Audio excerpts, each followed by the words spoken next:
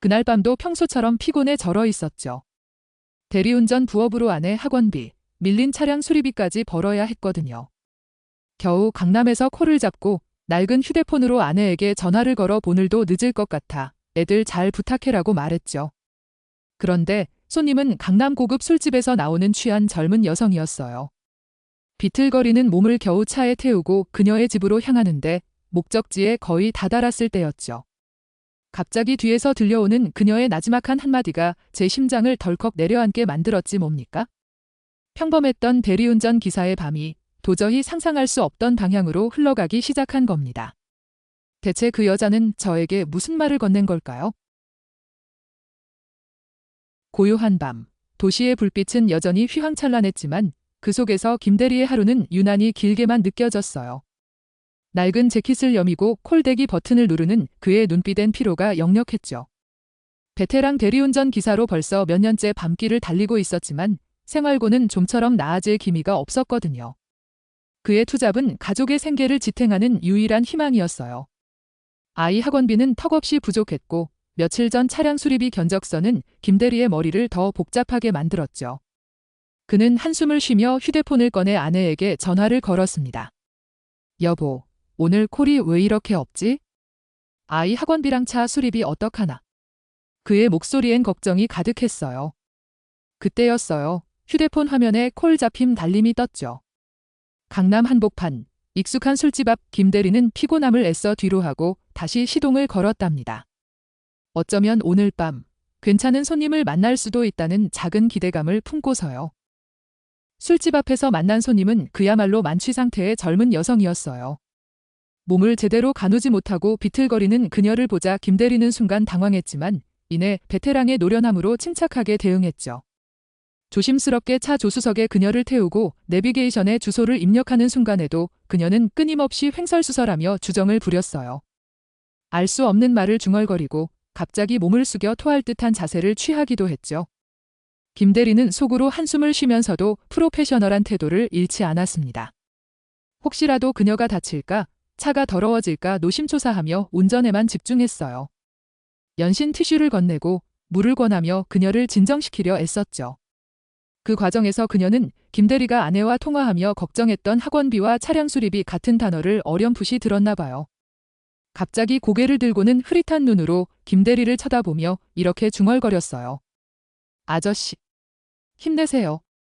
그 한마디가 김대리의 가슴 한구석을 묘하게 울렸지만 그는 그저 술 취한 사람의 넋두리로만 여겼답니다. 긴장과 인내의 시간 끝에 드디어 그녀의 아파트 단지에 도착했어요. 김대리는 안도의 한숨을 내쉬었죠. 차에서 내려 겨우 그녀를 부축해 현관 앞까지 데려다주는 과정도 쉽지 않았습니다. 비틀거리는 그녀의 몸을 겨우 지탱하며 현관 비밀번호를 눌러 문을 열었죠. 그녀가 넘어지지 않도록 문턱에 기댄 채 안전을 확인하고 돌아서려던 순간이었어요. 완전히 만취한 그녀가 비틀거리며 김대리의 낡은 재킷 주머니에 무언가를 쑤셔 넣는 게 아니겠어요? 아저씨, 너무 고생 많으셨어요. 힘겹게 중얼거리는 그녀의 말에 김대리는 그저 영수증이나 팁 같은 거라고 대수롭지 않게 생각했어요. 피곤에 절어 있었던 터라 깊이 생각할 겨를도 없었죠. 그저 빨리 다음 콜을 받아야 한다는 생각뿐이었습니다. 그는 급히 인사를 건네고 서둘러 그 자리를 떠났어요. 그 주머니 속 작은 물건이 어떤 놀라운 반전을 가져올지는 상상조차 못한 채 말이죠. 다음 날 아침, 잠에서 깬 김대리는 평소처럼 아내와 아이를 위해 간단한 아침 식사를 준비하고 있었어요. 밤새 입었던 재킷을 정리하려 주머니에 손을 넣는 순간 그의 손에 낯선 감촉이 잡혔죠. 단순한 영수증이라 생각하고 무심코 꺼내본 것은 다름 아닌 두툼한 봉투 하나였어요. 이게 뭐지? 그는 고개를 갸웃하며 봉투를 열었습니다. 그런데 그때 그의 눈을 믿을 수 없는 광경이 펼쳐졌어요. 봉투 안에는 적지 않은 현금 다발과 함께 어린아이 글씨 같은 서툰 필체로 쓰여진 쪽지가 들어있었죠.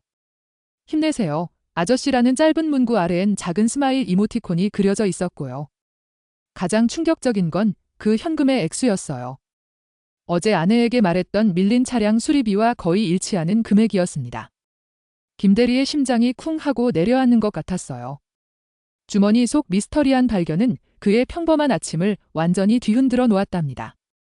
이게 대체 무슨 일인 걸까요?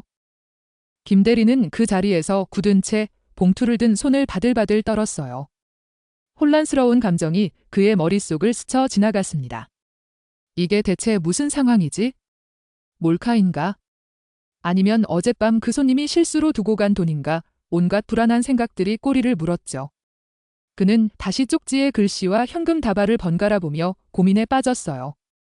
그리고 문득 어젯밤 그만치 여성 손님의 흐릿한 눈빛과 힘내세요라는 중얼거림, 그리고 그가 아내와 통화했던 내용을 어렴풋이 들었던 듯한 그녀의 반응이 떠올랐습니다. 김대리는 다시 봉투 안을 들여다봤어요. 쪽지 한 구석에 그려진 작은 이모티콘 같은 그림이 그의 뇌리를 스쳤죠. 어디서 본 것 같은데. 잠시 후 그의 눈이 번쩍 뜨였습니다. 어젯밤 그녀를 부축해 현관 앞에 도착했을 때 문이 열린 틈으로 보았던 벽에 걸린 아이 그림과 봉투 속 그림이 놀랍도록 비슷했던 거예요.